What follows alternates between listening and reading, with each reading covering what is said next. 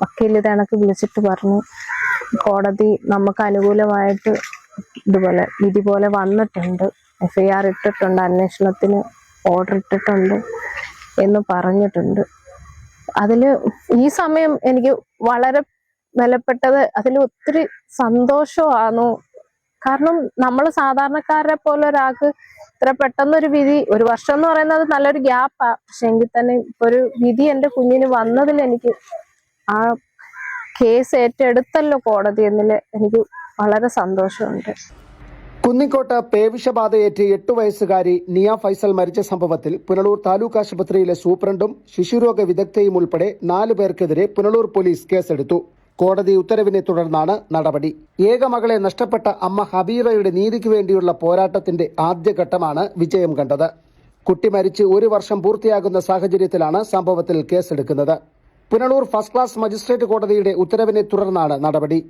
ഈ കേസിലെ പരാതിക്കാരിയായ ഹബീറ, അവരുടെ മകൾ നിയ ഫൈസലിനെ ഈ തെരുവുനായ കടിച്ചതുമായി ബന്ധപ്പെട്ടിട്ടുള്ള ഒരു കേസായിരുന്നു Punalur judicial first class magistrate കോടതി 2 മുമ്പാകെ ഫയൽ ചെയ്തത്.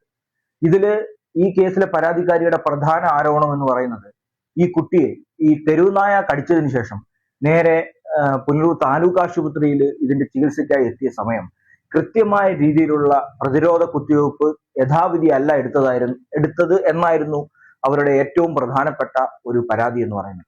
ഇതിലേക്കായി ആ എടുത്ത ഇഞ്ചക്ഷൻ, ആ ഇമ്മ്യൂണോഗ്ലോബിൻ എന്ന് പറഞ്ഞ് എടുത്ത ഇഞ്ചക്ഷൻ അപാകമായും അശ്രദ്ധമായും രീതിയിലാണ് അന്ന് ഡ്യൂട്ടിയിലുണ്ടായിരുന്ന ഡോക്ടർമാർ എടുത്തതെന്നും, അതോടൊപ്പം തന്നെ ഇതിനെ സംബന്ധിച്ചുള്ള കൃത്യമായ വിവരങ്ങൾ ലഭിക്കുന്നതിന് വേണ്ടി ഈ കേസിലെ പരാതിക്കാരി വിവരാവകാശ നിയമപ്രകാരം കൊടുത്തിരുന്ന അപേക്ഷകളെല്ലാം തന്നെ പുനലൂർ താലൂക്ക് ആശുപത്രിയിലെ സൂപ്രണ്ട് കൃത്യമായ രീതിയിലുള്ള മറുപടി കൊടുക്കാതെ, ആര് ഇഞ്ചക്ഷൻ എടുത്തെന്നോ, എങ്ങനെ എടുത്തെന്നോ, ഏത് തരത്തിലുള്ള മരുന്ന് എപ്രകാരം ഇഞ്ചക്ട് ചെയ്തെന്നോ ഒക്കെ ഒരു ഹൈഡ് ചെയ്യുന്ന രീതിയിലുള്ള മറുപടി കൊടുക്കുകയും ഈ കേസിലെ പ്രതികളെ സംരക്ഷിക്കാൻ ശ്രമിക്കുകയും ചെയ്ത സാഹചര്യത്തിലാണ് അവർ ഈ സ്വകാര്യ അന്യായം ജുഡീഷ്യൽ ഫസ്റ്റ് ക്ലാസ് മജിസ്ട്രേറ്റ് കോടതി മുമ്പാകെ ഫയൽ ചെയ്തത്. ഈ കേസിൽ ഈ കോടതി ഇത് പരിശോധിക്കുകയും വിശദമായി ഇതിനെ സംബന്ധിച്ചിട്ട് വാദം കേൾക്കുകയും ചെയ്ത ശേഷം കോടതി പുനലൂർ പോലീസിന് ഇപ്പോൾ ഡയറക്റ്റ് ചെയ്തിരിക്കുകയാണ് FIR രജിസ്റ്റർ ചെയ്യാൻ.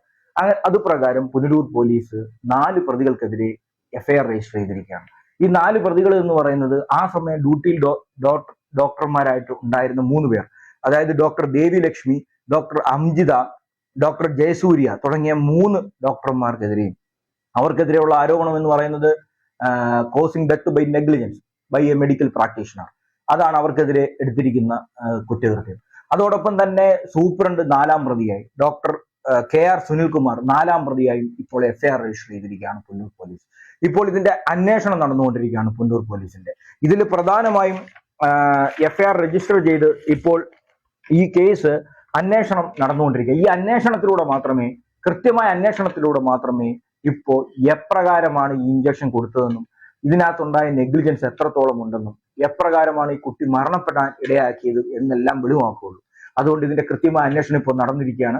ഇപ്പോൾ ഏതായാലും ഈ കേസിൽ മെഡിക്കൽ നെഗ്ലിജൻസ് ഉണ്ടെന്ന് പ്രഥമദൃഷ്ട്യാ ബോധ്യപ്പെട്ട കോടതി 4 ഡോക്ടർമാർക്കെതിരെ ഇപ്പോൾ FIR രജിസ്റ്റർ ചെയ്യാൻ ഡയറക്റ്റ് ചെയ്യുകയും അത് പ്രകാരം പുനലൂർ പോലീസ് FIR രജിസ്റ്റർ ചെയ്ത് കേസ് ഇപ്പം അന്വേഷിച്ചുകൊണ്ടിരിക്കുകയാണ്.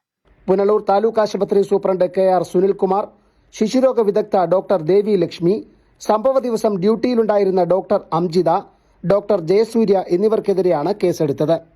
ഇതിൽ സൂപ്രണ്ട് 4ാം പ്രതിയാണ്. തെരുവുനായ കടിച്ചതിനെ തുടർന്ന് പുനലൂർ താലൂക്ക് ആശുപത്രിയിൽ എത്തിച്ച കുഞ്ഞിനെ ചികിത്സിക്കുന്നതിൽ ഡ്യൂട്ടിയിലുണ്ടായിരുന്ന 3 ഡോക്ടർമാരും അശ്രദ്ധമായും അപാകതയോടും ഉദാസീനതയോടും ഇടപെട്ടെന്ന് FIR പറയുന്നു. പേവിഷബാധയ്ക്ക് എതിരെയുള്ള ഇമ്മ്യൂണോഗ്ലോബിൻ വാക്സിൻ എടുക്കുമ്പോൾ ശ്രദ്ധിക്കേണ്ട കാര്യങ്ങൾ പാലിച്ചിട്ടില്ല.